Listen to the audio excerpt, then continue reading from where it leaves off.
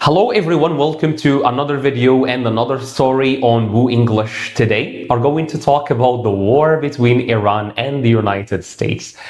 I think we have all been watching what's going on in the Middle East, like the war that has been going on for weeks now, the fear, the pain, the suffering, and also the economic consequences. I think most of us are feeling now the effects, the consequences, the results of a war that's happening thousands of miles away from us. Most of the economic prices that we are paying now, especially like the skyrocketing of the price of almost everything, was caused by the closing of the Strait of Hormuz, a narrow passage of water that exists in the Middle East, from which major oil ships pass every single day. But these days it is closed. It has been open for a certain time, but then it was closed again. So the closing and the opening of this strait has been causing a lot of trouble economically in the whole world. And I think, like me, you are all wondering, when is this going to finish? Thankfully, maybe thankfully, there might be a solution because the United States and Iran are doing some talks and are trying to reach an agreement, what we call in English a ceasefire. A ceasefire meaning the stopping of a war if there is an agreement between the two countries that are fighting.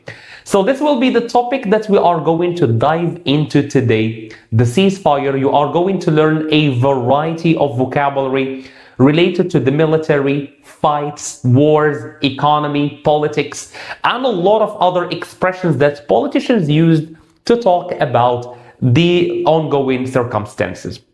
The story we are recommending and suggesting today is a B1 story, meaning it's very suitable for intermediates, but beginners and advanced alike are still going to benefit from this video. Before you go and start chapter number 1, I would love to kindly ask you to click that like button, activate that bell icon, and maybe subscribe if you haven't yet, to achieve, of course, maximum benefit from this channel and from this video, to learn the maximum, because you are going to learn both facts and you are going to improve your English. So to achieve the maximum benefit from this video, make sure to do 3 things. First, listen for the flow. Just listen for the first time. Get used to the flow of the English language in your ears. Number 2, note down some new words that you have discovered, and especially make sure and try to use them in sentences of your own making. Finally, when you finish watching the video, scroll down to the comment section. The top comment will be a quiz. Try to do it. It will show you if you have understood well or no. Let's go to chapter number 1, ceasefire between Iran and the United States. Chapter 1. The Letter That Never Came. Close your eyes for a moment. Imagine you are sitting in a small metal room. The walls are gray. The floor moves very slowly, like a sleeping animal breathing. The smell is salt and oil and cold coffee. In front of you, there is a window. Through the window, you can see water, blue-gray water, flat and wide, going all the way to the horizon. And on that water, ships, dozens of them, all sitting still, not moving, just waiting. You are Captain Eduardo Ramos. You are 54 years old. You have spent 30 years of your life on ships like this one. You have crossed the Indian Ocean 17 times. You have seen storms big enough to move mountains, but you have never seen anything like this. Your ship is called the MV Pacific Star. It is 330 meters long. It carries 2 million barrels of oil in its belly, and it has not moved for 4 days. The date is the 3rd of March, 2026. And the radio has been silent for 4 days. Captain Ramos drinks his cold coffee. He looks at the entrance to the strait. He can see it from here. A narrow opening between 2 pieces of land. On the left, the brown hills of Iran. On the right, the quieter coast of Oman. Between them, 33 kilometers of water. Just 33 kilometers. Smaller than many cities. Smaller than the distance between some towns. But those 33 kilometers have a name, and every sailor in the world knows that name. The Strait of Hormuz. The most important 33 kilometers on Earth. Before the 28th of February, those 33 kilometers were the busiest corridor on the planet. Every single day, more than 21 million barrels of oil passed through here. That is roughly 20% of all the oil used in the entire world. 1 in every 5 barrels. Every 5th drop of oil that powered a car, lit a home, or ran a factory. It came through here. And it was not just oil. 20% of the world's liquefied natural gas passed through here too.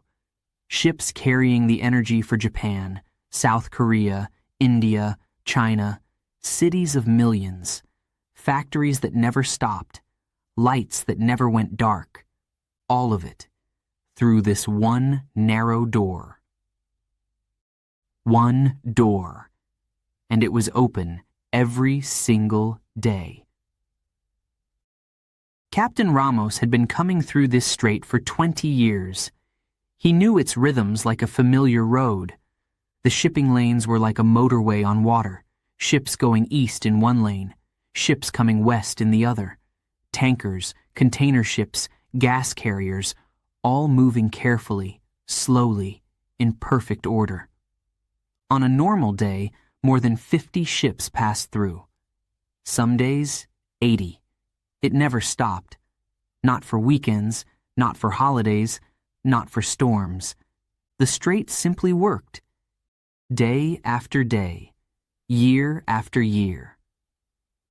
Until the morning, it didn't. On the MV Pacific Star, there were 28 crew members. 8 Filipino sailors who had families in Manila. 6 Indian engineers who sent money home every month. 4 Pakistani cooks who had not seen their children in 3 months. And 10 others from Indonesia, Bangladesh, and Myanmar, all far from home, all doing a job the world depended on, but rarely thought about. They worked, they cooked, they cleaned, they waited for the green light that always came. But on the 28th of February, the green light did not come. And on the 1st of March, it did not come. And on the 2nd, and the 3rd. Captain Ramos sent messages to the company. The company sent messages to the authorities. The authorities sent messages to governments. No answer, just silence. A silence the whole world could feel. On the morning of March 3rd, Captain Ramos picked up his phone. He was not looking for orders. He already knew there were no orders coming. He was looking for news. He found it quickly. Everyone in the world had found it. The headline was short. 4 words. Iran's supreme leader killed. He read it once. He read it twice.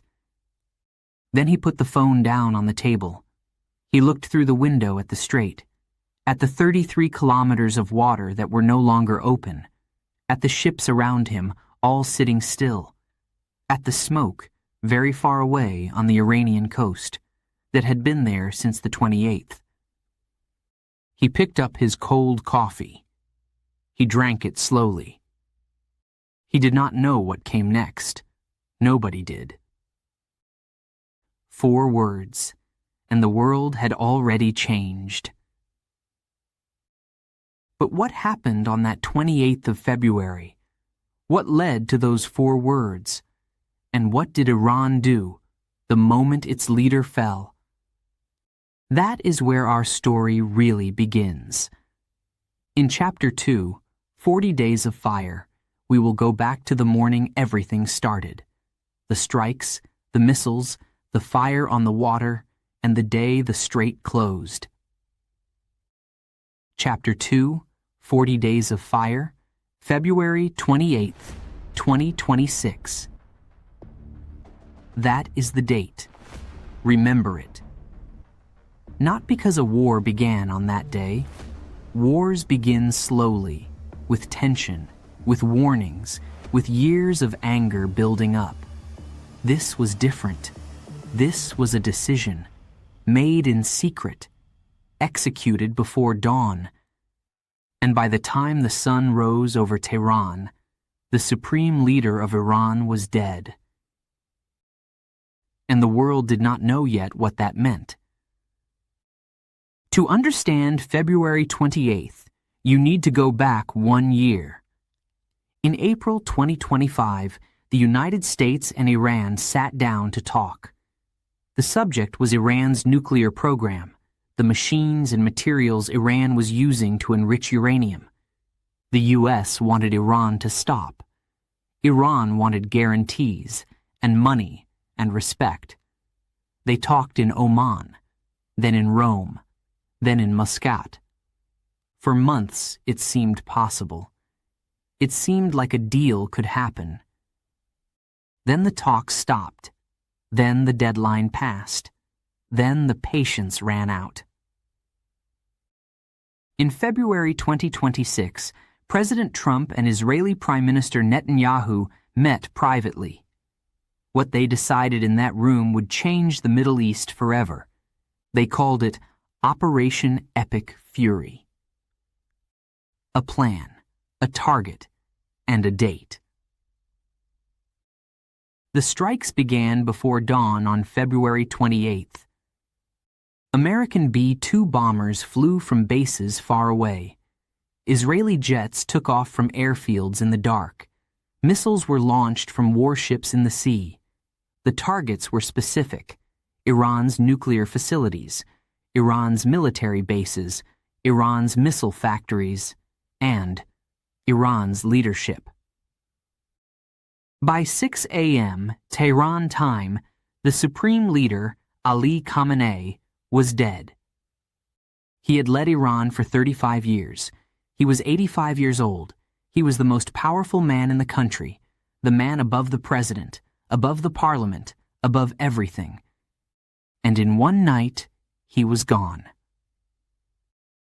The kind of moment that only happens once in a generation. The reaction was immediate. In Tehran, people ran into the streets. Some were crying. Some were silent. Some did not know how to feel. In Washington, Trump posted on Truth Social. He called it a great success. He said Iran's military was destroyed.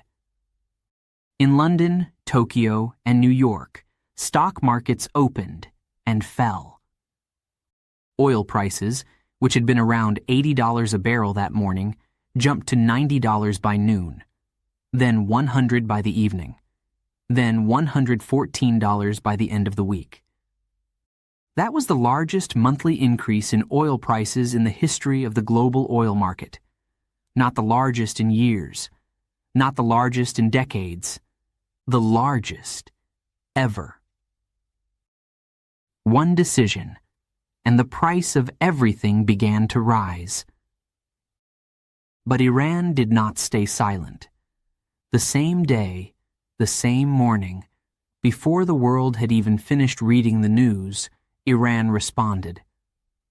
Missiles flew toward Israel. Drones hit U.S. military bases in Iraq and Syria. Rockets landed in Saudi Arabia, the UAE, Kuwait, and Bahrain. And in the Strait of Hormuz, Iranian Revolutionary Guard boats moved into the shipping lanes. They boarded ships. They fired warning shots.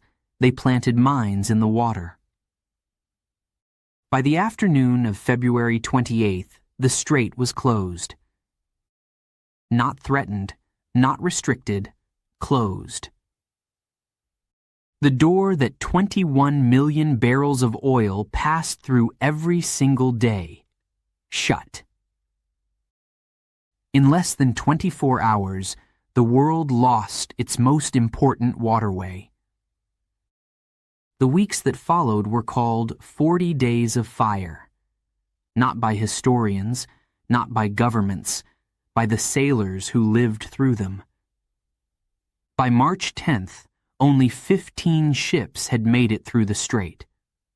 On a normal day, that number was 50 or more.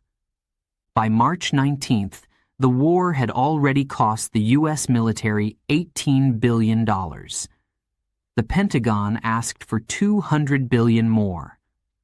By March 31st, the cost to Arab countries in the Gulf was over $120 billion. The Iranian government said its own losses were at least $300 billion, and possibly $1 trillion. Numbers so large they are hard to imagine. So think of it this way. $1 trillion is enough money to give every person in Iran more than $11,000 each. Every man, every woman, every child, gone. This was not a battle. It was a catastrophe. And the people? At least 1,497 people were killed in Lebanon alone. 57 of them were health workers, doctors, and nurses who were trying to save others when the bombs fell. Hundreds more died in Iran, in Israel, in the Gulf states. Sailors were trapped on their ships. Families waited for phone calls that did not come. Children drew pictures of planes in school because the sky above them was full of them. War is always numbers, until you remember the people. In Tehran, amid the fires and the fear, Iran made one more decision. Khamenei was dead, but Iran needed a leader. They chose his son, Mojtaba Khamenei. A country at war, burying its supreme leader and crowning a new one at the same time. No country in the world had ever seen anything like it, not in this century. A new leader, an old war, and no end in sight. For 40 days, the fire continued. The missiles flew, the ships waited, the prices rose, the world watched. And somewhere in Islamabad, the capital of Pakistan, a prime minister looked at his phone and made a decision. If no one else would make the call, he would. In Chapter 3, The Phone Call from Islamabad, we will follow the quiet, careful work of the one country that managed to do what no army could: bring the two sides to the table and buy the world 2 weeks of silence. Chapter 3, The Phone Call from Islamabad. Now that we have listened to the first couple of chapters, I would love for you to pause, take a little break, maybe drink a glass of water, breathe deeply, and try to remember the new words you have learned in the first couple of chapters. I would love for you to scroll down, go to the comment section, and try to use those words in a complete sentence in English. I would, of course, go later and try to maybe correct your mistakes or congratulate you if your sentences are correct. Of course, on your way up to continue watching the video, make sure to click the like button, the thumbs up. It's really a small gesture, but it really helps the channel a lot. So if you can do that, I would really appreciate it. And let's go and continue watching our video about the ceasefire between the United States and Iran. It is 2 a.m. The city of Islamabad is quiet. The streets are empty. The air is cold and still. But in one office, the lights are on. A man sits at a large desk. In front of him, 2 phones. One connected to Washington, one connected to Tehran. Neither side will call the other directly. They have not spoken in weeks. Every message, every word, every offer must pass through this room first. Through this man. His name is Shehbaz Sharif. He is the Prime Minister of Pakistan, and he is the only person on earth that both sides will listen to. Not a superpower, not a general, a man with 2 phones and a country nobody expected. But why Pakistan? It is a fair question. When the world thinks of powerful mediators, it thinks of the United States, or the United Nations, or perhaps China. Not Pakistan. And yet, Pakistan was the only answer. Think about what a mediator needs. It needs to be trusted by both sides. It needs to be seen as neutral. It needs to be close enough to talk, but not so close that it takes sides. Pakistan had something the U.S. did not have. Iran trusted it. Pakistan had something Iran did not have. The U.S. would take its calls. And Pakistan had something no other country in the region had: a reason to want the war to end. It shared a long border with Iran. Its economy was already suffering from rising oil prices, and it had nuclear weapons of its own, which made every missile that flew nearby a very personal concern. Pakistan did not choose this role. The world gave it no choice. The mediation did not begin on April 8th. It began weeks earlier, in silence, in phone calls made at midnight, in messages carried by diplomats who landed in Tehran and Washington without telling the press. On March 25th, Pakistani officials arrived in Tehran carrying a document. It was called the 15-point proposal. It came from Washington. 15 conditions. Written on paper. Delivered by hand. The U.S. wanted Iran to end its nuclear program completely, to hand over its enriched uranium, to limit its missiles, to stop supporting armed groups across the region, and, above all, to reopen the Strait of Hormuz. Iran read the document. Iran rejected it. An Iranian official told the press, simply, "Iran will end the war when it decides to do so." 15 points, and Iran answered with 5 words. Iran sent its own proposal back, 5 points. Stop all attacks on Iran, give Iran security guarantees, pay war reparations, lift all sanctions, and, the most controversial point, give Iran international recognition of its sovereignty over the Strait of Hormuz. That last point was the one Washington could never accept. To recognize Iranian sovereignty over the strait was to hand Iran the key to the world's oil supply, permanently. The gap between the two sides was not a gap. It was an ocean. 2 proposals, 2 worlds, and a war still burning between them. The deadlines came one after another. Trump set the first deadline, March 21st. Iran must reopen the strait or face more attacks. March 21st passed. Nothing. Trump set a new deadline, March 23rd. March 23rd passed. Nothing. Trump set a final deadline, April 7th. He said this one was different. He said this one was real. On April 5th, Trump threatened to destroy Iran's power plants, its bridges, its water infrastructure, the things that keep a country alive, not just its military, its life. Every deadline was a clock, and every clock was running out.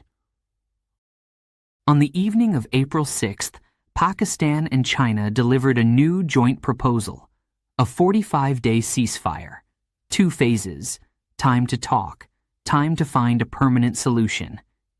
Iran said no.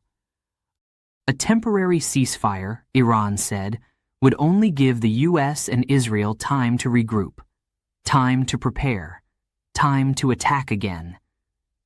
Iran wanted a permanent solution, or nothing. That night, at 11 p.m. Washington time, Trump posted a message. 7 words. A whole civilization will die tonight, never to be brought back.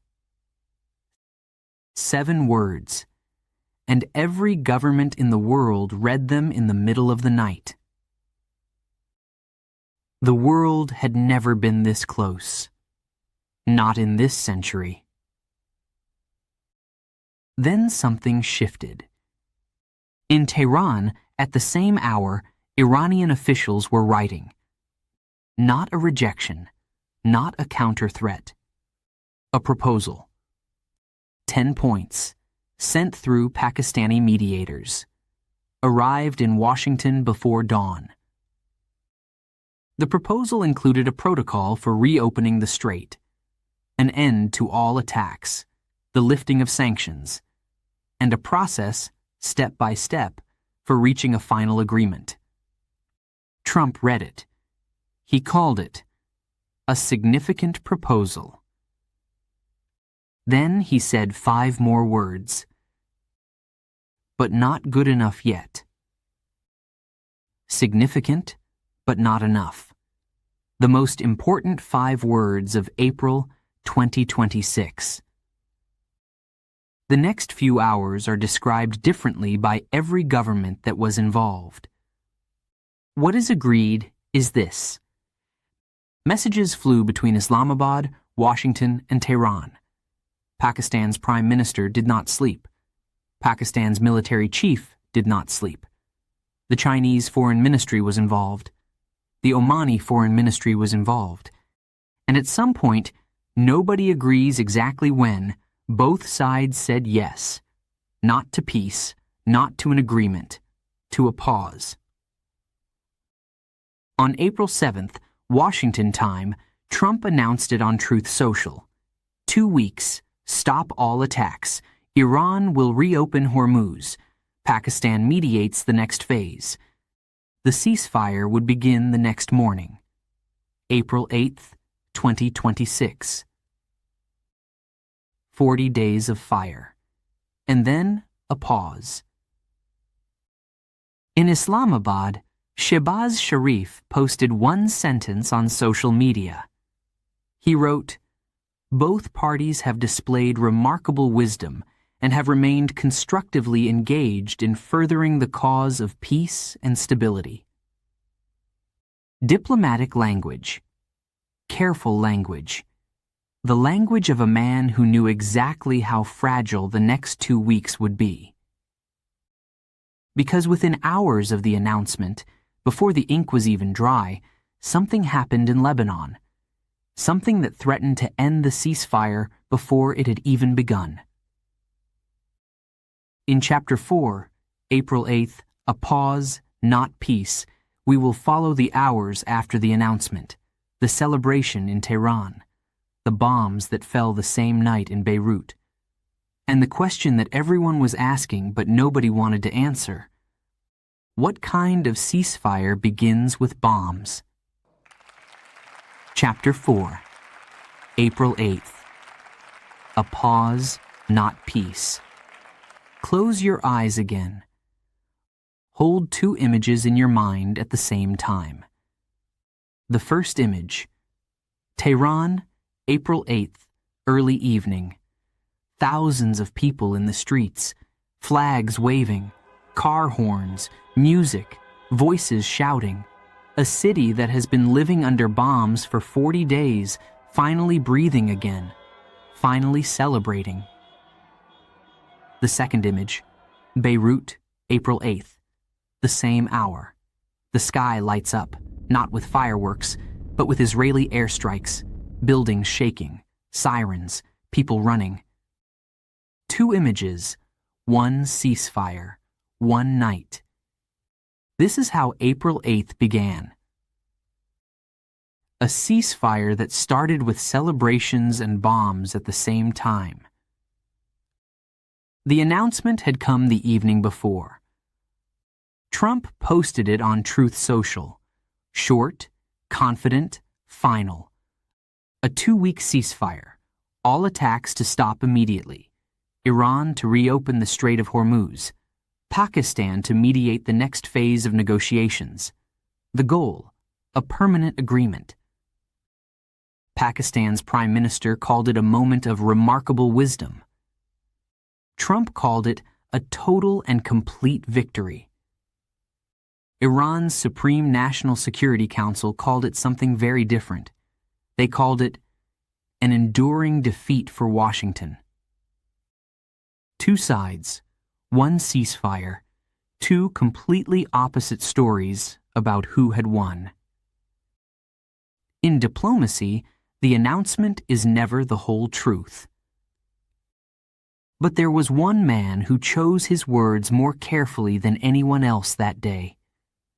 Not Trump, not Iran's parliament, not Pakistan's prime minister. It was the U.S. Vice President, J.D. Vance. While Trump was celebrating victory, while Tehran was celebrating survival, while the whole world was exhaling, Vance gave one interview. And in that interview, he used one word. He called it a fragile truce.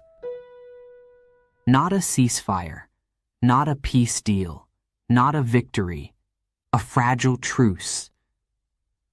The man who helped negotiate it was already warning the world not to trust it. Fragile, the vice president's own word, on the day it was signed. To understand why, you need to understand what the ceasefire did not say.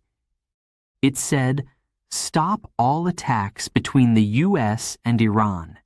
It did not say, stop all attacks everywhere. Pakistan said Lebanon was included in the ceasefire. Iran said Lebanon was included.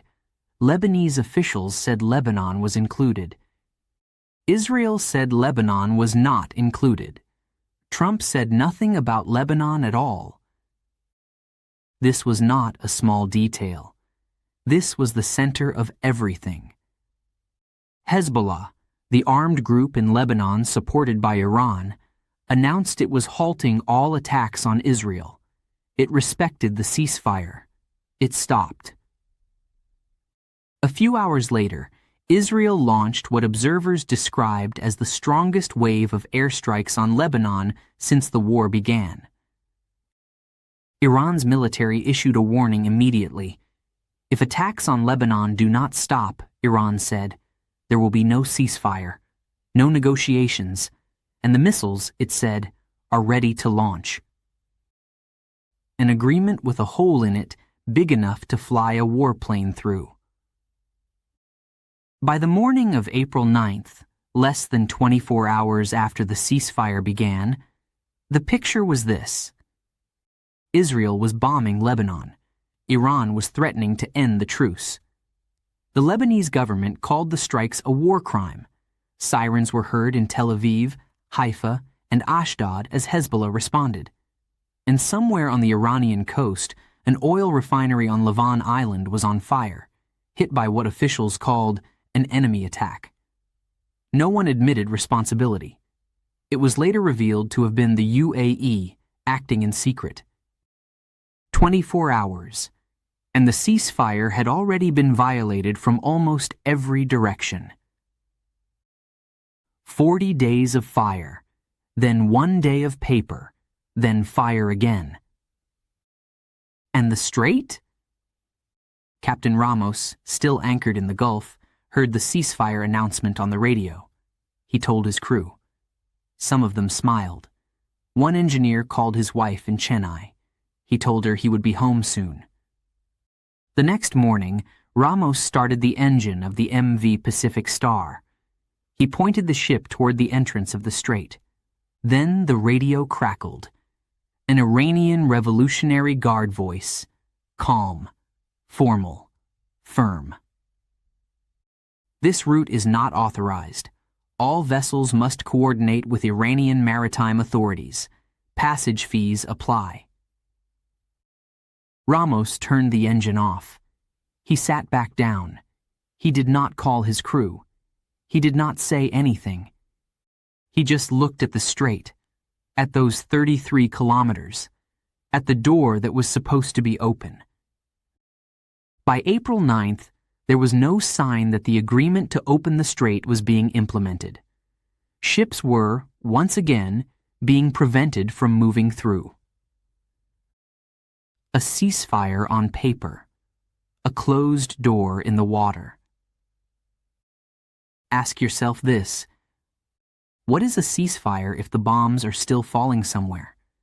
What is an agreement if one side says it includes Lebanon and the other says it does not? What is peace if the ships are still waiting?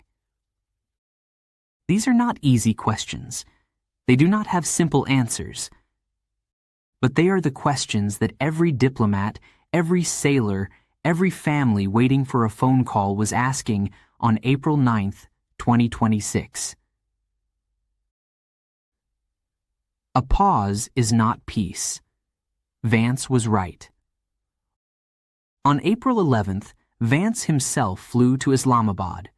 With him came Steve Witkoff, Trump's special envoy, and Jared Kushner, Trump's son-in-law.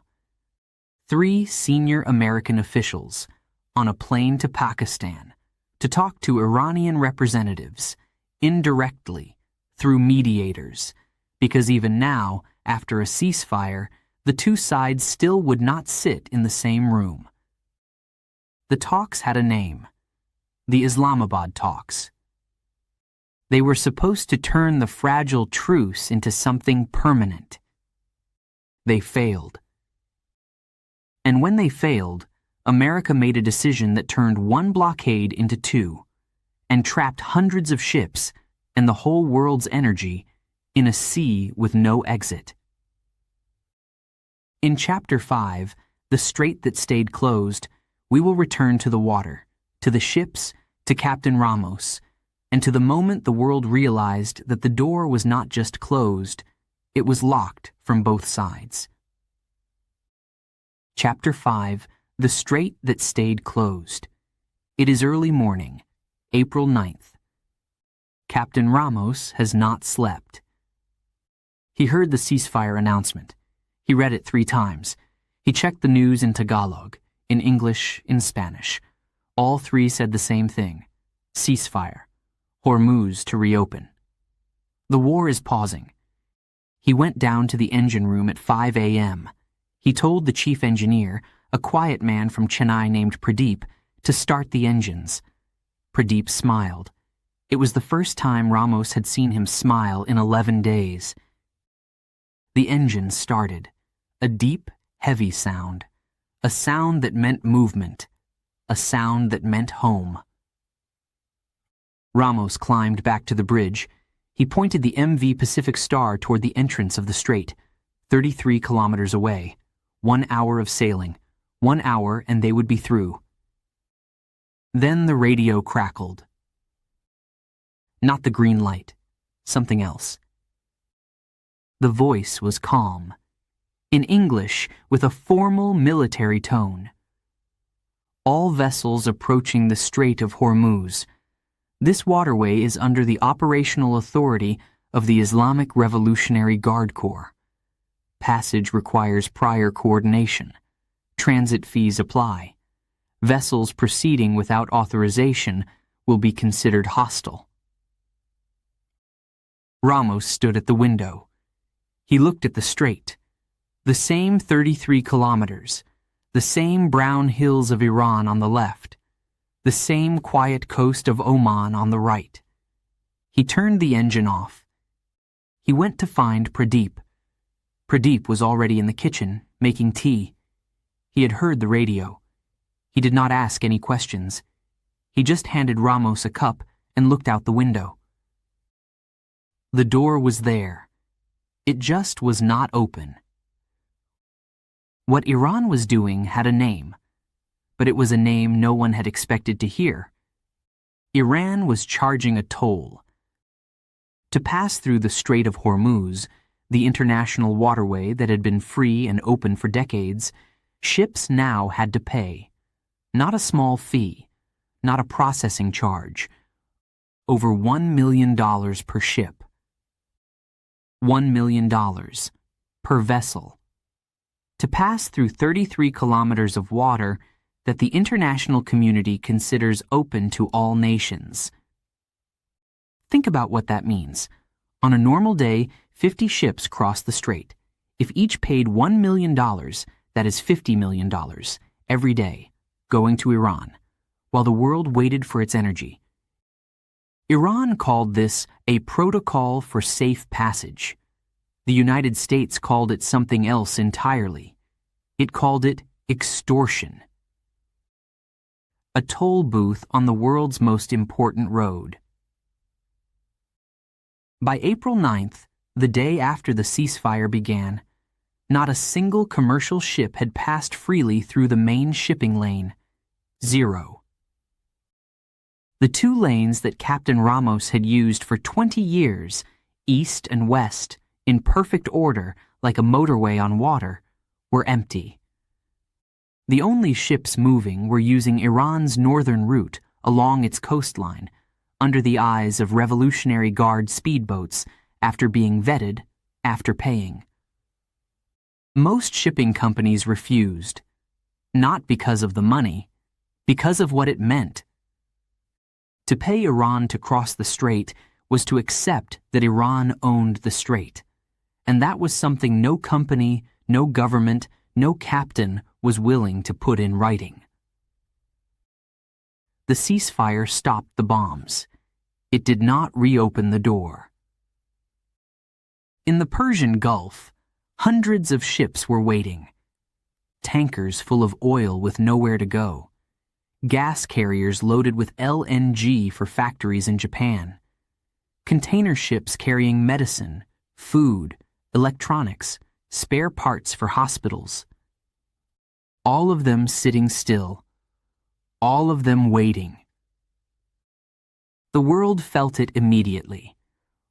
Oil prices stayed above $100 a barrel, not rising as fast as before, but not falling either, because the oil was still locked inside the Gulf, still not moving, still not reaching the refineries that turned it into fuel and plastic and medicine.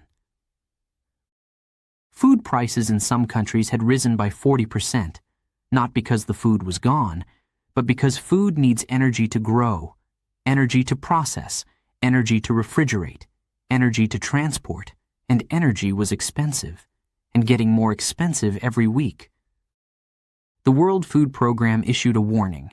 If the strait does not reopen, 45 million more people will face food insecurity by the summer. 45 million people. That is the entire population of Spain, going to bed hungry, because 33 kilometers of water remained closed. The strait was not just about oil, it was about bread. The shipping companies were honest. They did not pretend. Hapag-Lloyd, one of the world's largest container companies, issued a simple statement. No diplomatic language, no careful words. Just this. Transits through the Strait of Hormuz are for the moment not possible for our ships. For the moment. Those 3 words carried the weight of the whole crisis. Not closed forever, not open yet. For the moment. And the moment was lasting weeks. The Dallas Federal Reserve Bank surveyed nearly 100 oil and gas executives. It asked them one question. When do you think the strait will reopen?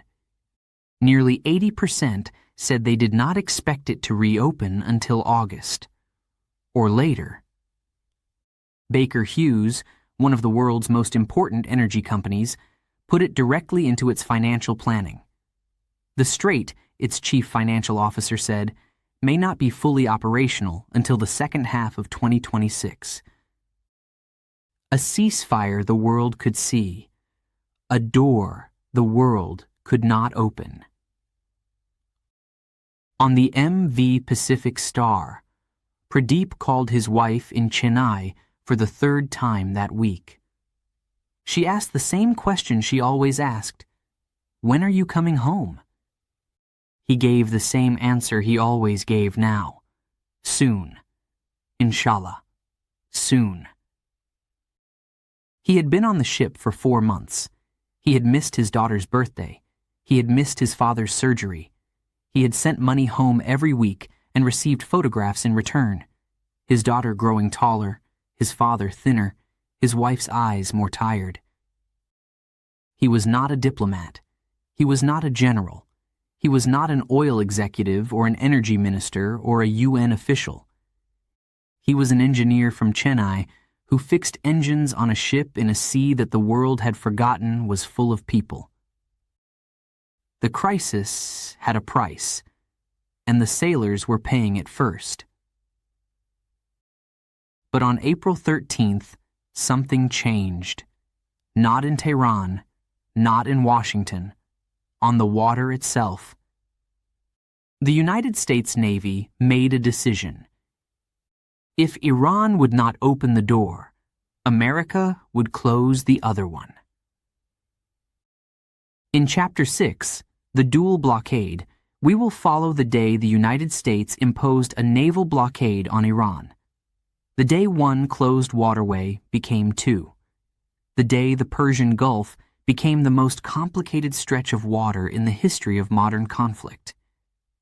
And the day Captain Ramos looked at his maps and realized there was no longer any way out at all.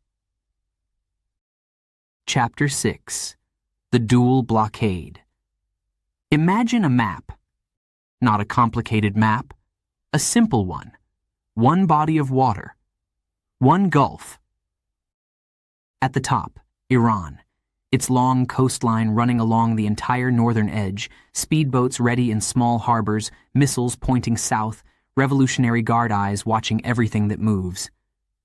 At the bottom, Oman, quiet, neutral, its coastline forming the southern wall of the strait. At the entrance, the 33 kilometers, the door. And inside the Gulf, hundreds of ships, tankers, gas carriers, container vessels, all sitting still, all loaded, all waiting. Now add one more thing to the map. On the eastern side of the entrance, U.S. Navy warships, destroyers, submarines, aircraft carriers, the most powerful naval force in human history, positioned at the mouth of the Gulf. Now look at the map again. Iran is blocking the north. America is blocking the east. Oman is watching from the south. And the ships in the middle, they cannot go forward. They cannot go back. They are inside a box with no door. Not one blockade. Two. The world had never seen anything like it.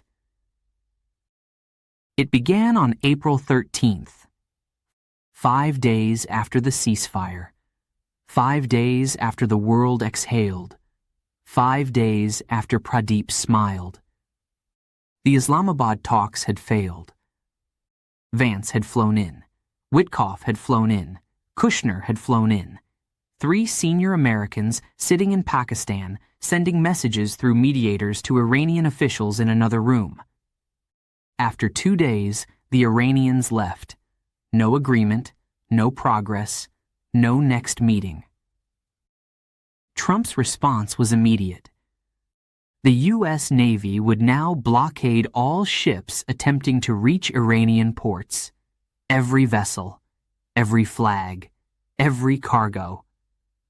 If Iran would not let the world's ships out of the Gulf, America would not let the world's ships into Iran.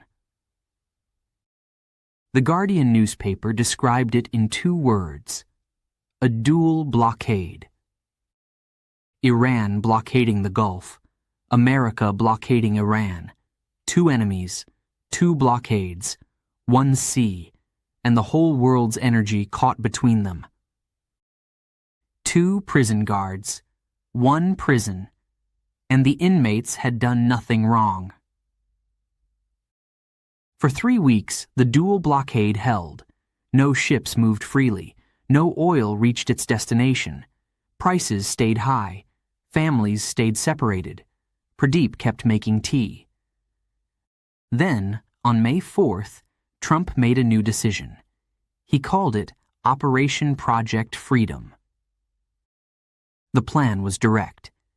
The U.S. Navy would open a lane, not through the north, where Iran controlled the water, but through the south, through the territorial waters of Oman, far from Iranian speedboats and missiles. American warships would escort commercial vessels, one by one, through the southern route, out of the Gulf, into the open sea, into the world. On the first day, U.S. forces sank 6 small Iranian boats that attempted to block the lane. A lane was declared open. Washington announced it as a breakthrough. But how many ships used it? 2. 2 merchant ships, out of hundreds waiting. Because the shipping companies looked at the route, Iranian missiles to the north, Iranian speedboats on both sides, a narrow corridor guarded by American destroyers, and made the same calculation. The risk was still too high. The insurance companies agreed. The captains agreed. The companies agreed. A lane with no ships, a door with no one willing to walk through it. The same night that Project Freedom began, Iran responded. Not in the Strait, in the United Arab Emirates. 15 missiles, 4 drones, fired at the UAE, one of America's closest allies in the region, a country that had stayed quiet throughout the war, a country that had tried not to take sides. The UAE's air defenses worked. Most missiles were intercepted, but one drone got through. It hit an oil facility in Fujairah, a port city on the eastern coast of the UAE, the last major port before the Strait. 3 Indian workers were wounded. A fire burned through the night. The British military reported 2 cargo vessels ablaze off the UAE coast. The next day, the UAE was attacked again. India's Prime Minister called the attacks on civilians unacceptable. Pakistan condemned them. Saudi Arabia condemned them. Iran neither confirmed nor denied.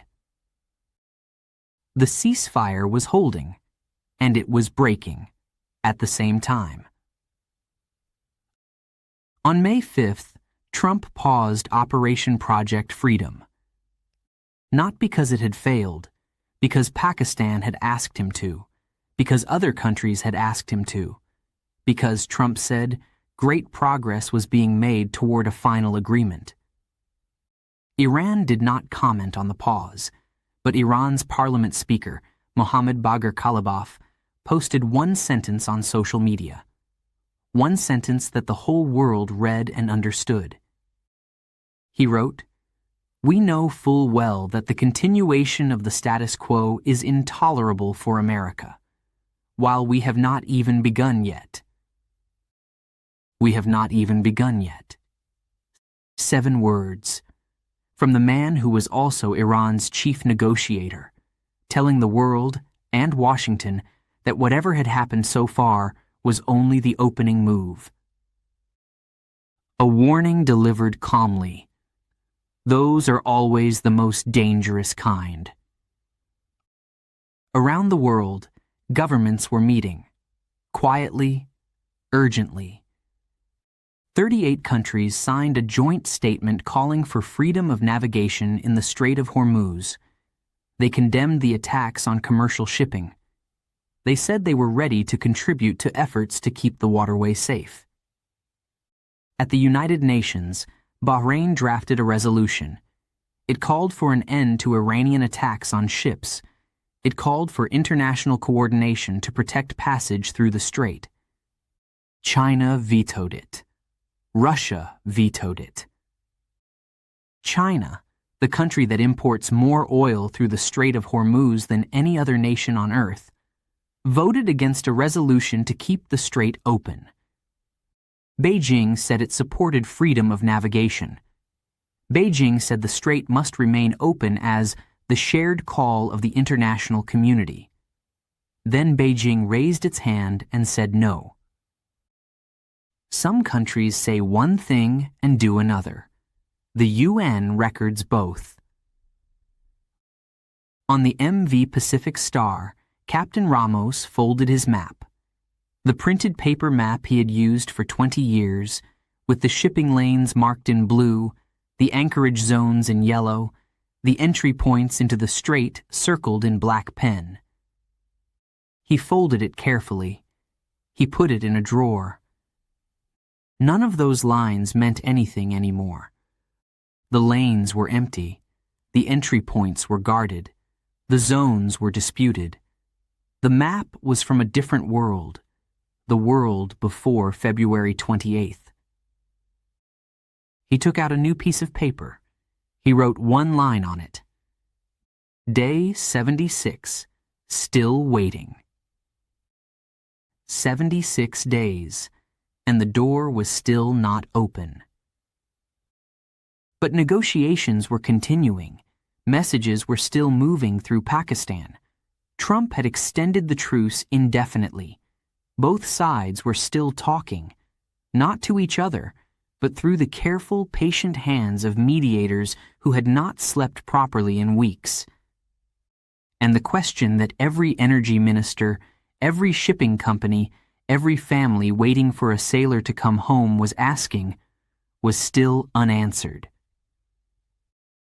In Chapter 7, The Door is Still Open, we will bring the story to today, to this week, to this moment, to the question that has no answer yet, but that the whole world is waiting for.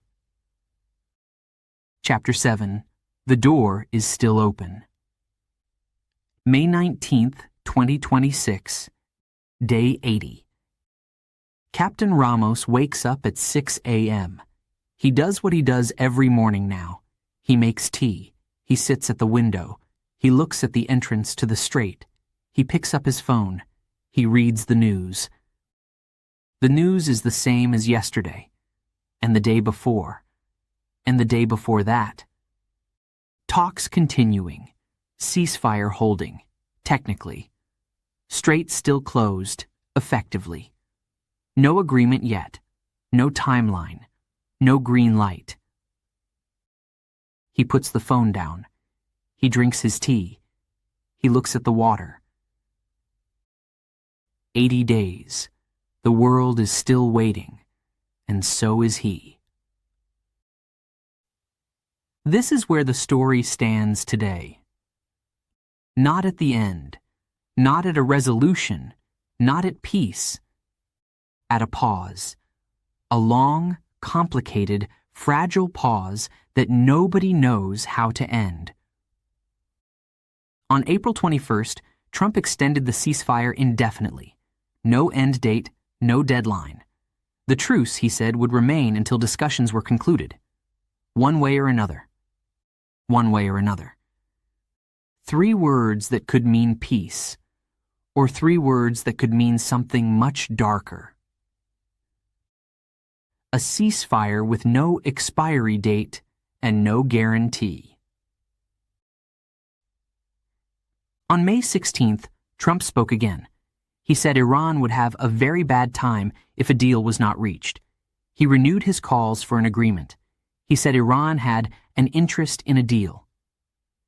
The next day, May 17th, the details of America's conditions leaked to the press.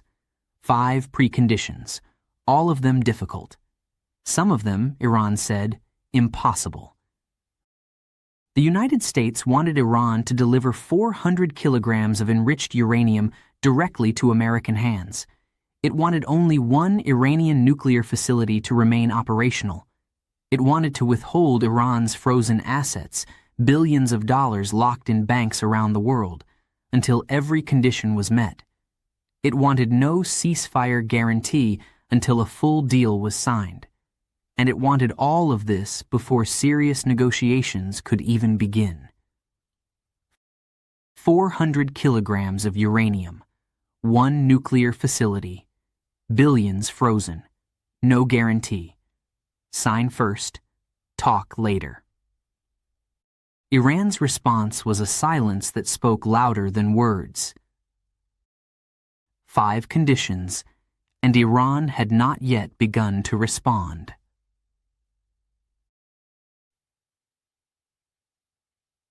In Tehran, Iran's foreign minister described the negotiations as deadlocked on one issue above all others: enriched uranium. Iran had spent decades building its nuclear program. It saw it not as a weapon, but as sovereignty, as proof that it could not be controlled, as the one card it would never hand over without absolute guarantees in return. And the guarantees it wanted were ones Washington had never given any country. Not in this form. Not with these stakes. Meanwhile, Iran's Revolutionary Guard announced something in May that few headlines captured. The Strait of Hormuz, it said, was no longer a narrow maritime corridor. It was now what officials described as a vast operational area, under Iranian authority, subject to Iranian rules, indefinitely. Not a threat. An announcement. Those are very different things.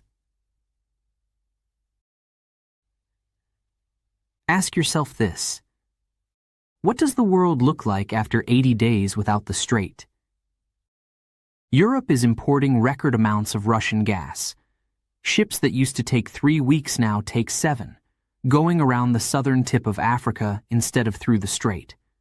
Adding weeks, adding cost, adding carbon, adding time that some cargoes, medicine, food, spare parts for hospitals, do not have. The World Food Program still warns that 45 million people face food insecurity by summer. Baker Hughes still plans for a closed strait through the end of June, at minimum.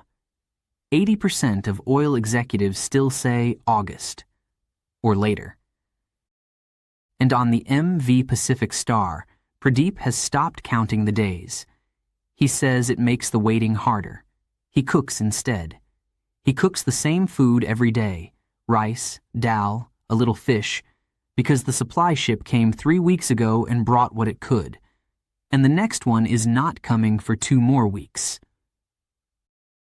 The crisis has a cost, and the sailors are still paying it.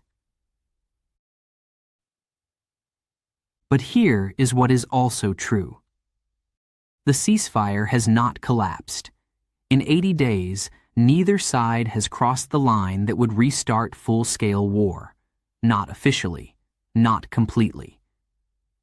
The bombs that fell in Lebanon, the missiles that hit the UAE, the boats that were sunk in the strait, all of them stopped just below the threshold of what both sides called unacceptable. As if both sides were playing the same game, pushing, testing, measuring exactly how far the other would go before pulling back. Pakistan is still carrying messages. Russia's president made calls. China's president spoke with the UAE. The United Kingdom deployed warships and drones. 38 countries signed a statement. The world has not given up. It is just very, very tired. Tired is not the same as finished. There is a question at the heart of this story. A simple one, but an honest one. Is a ceasefire that stops nothing really a ceasefire? The bombs still fell in Lebanon. The missiles still hit the UAE. The ships are still waiting. The sailors are still anchored. The food is still getting more expensive. The enriched uranium is still in Iran. The frozen money is still in the banks. The door is still closed. And yet, nobody has called it over. Nobody has walked away completely. Nobody has given the order that would turn a pause back into a war. Perhaps that is what a ceasefire looks like in the modern world. Not silence, not peace, not a handshake and a photograph, just the absence of the worst thing, for now. Sometimes the most fragile things are the ones holding everything together. On the morning of May 19th, Captain Ramos finishes his tea. He rinses the cup. He puts it on the shelf above the small sink in the gray metal room where he has spent 80 mornings now. He goes to the window. He looks at the entrance to the strait, the same view he has had every day. Brown hills on the left, quiet coast on the right, blue-gray water, flat and wide, going all the way to the horizon. The ships around him are still. The water is still. The radio is still silent. Somewhere in Washington, a message is being written. Somewhere in Tehran, a message is being read. Somewhere in Islamabad, a phone is ringing at 2 a.m. Captain Ramos looks at the entrance to the strait, at the 33 kilometers, at the door. The door is still there. It is just not open. Not yet. And with this, we come to the end of the video about the ceasefire between the United States and Iran. It's a period full of anxiety, of stress, a lot of fear, a lot of doubt. We don't know where this is going. We don't know if the ceasefire is going to be complete and permanent, or is it going to be just temporary and just for a small period of time. Let's hope it's the first. Let's hope there will be no war anymore between the United States and Iran. Let's hope for prosperity and peace. I would love for you to go down to the comment section, maybe write your opinion. What will be the outcome of this ongoing war? Do you think there will be a victor? Do you think there will be no victor? Do you think the ceasefire will last, or do you think it will end in a very short period of time? Make sure to write for me a couple of words maybe that you have just learned today. And finally, help this channel. Really, we need your help by liking, subscribing, leaving your comments, your opinions. Maybe suggest new topics that you would love for us to discuss in the future videos. And for those of you who like to have the PDF format of the video, we tell you that you can do that in our website www.wooenglish.com. You will find the PDF version of not only today's story, but all the stories that you can watch on our channel. Thank you so much for watching. Thank you so much for watching. Thank you for your support, and see you in another story and another video.